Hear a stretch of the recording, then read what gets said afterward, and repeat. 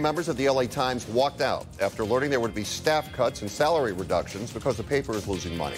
Simply put, if media companies don't innovate, it's going to get worse. Our contributors tonight, Brian Harnick, attorney at Romer & Harnick, and Desert On Air personality Dan McGrath. Brian, we will start with you. In the changing world, is the traditional newspaper model still valid? I don't think it is anymore.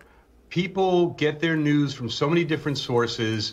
There's no longer trust. There's no longer timeliness. By the time you pick up the paper, you already knew about it. You said it right, Fred. If you don't adapt to the changing times, you're going to die. Change is inevitable, and it's changing in a big way. It's got to change its model to survive. Dan? Go ahead, Dan. Guys, I cannot hear a thing. So I'm just going to wing this the best I can. But first of all, welcome to the desert, Fred, and great to have you here in the desert. Yes, everything changes. And, of course, the media has changed drastically along the way. And I'm one of those old guys that still goes out to get the paper in the morning in the driveway. But, of course, most people read online now.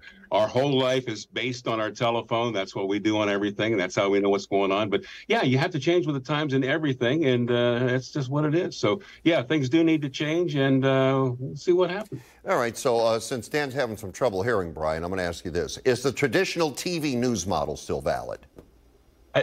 Similarly, absolutely not. But Fred, when you and I first met, you said to me, by the time you turn on the television for news, you already know the stories.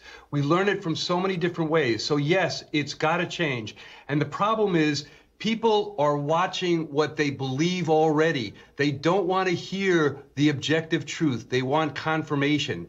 We need to change the model, or media is no longer going to be that fourth branch of government that keeps our government honest and keeps all of us accurately informed. I think we have some very dangerous times ahead if we're not careful. No, I would agree with you there. And I'll ask you one more question, quick, Brian. If you were running a media company, what would you do?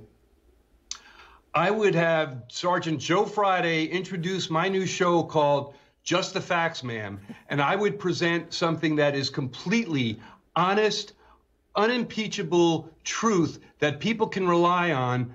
It would be left, right, and center, and it would address everyone, not just the audience that you think you want to appease. You want to get objective truth. All right. We need Walter Cronkite. Okay. Guys.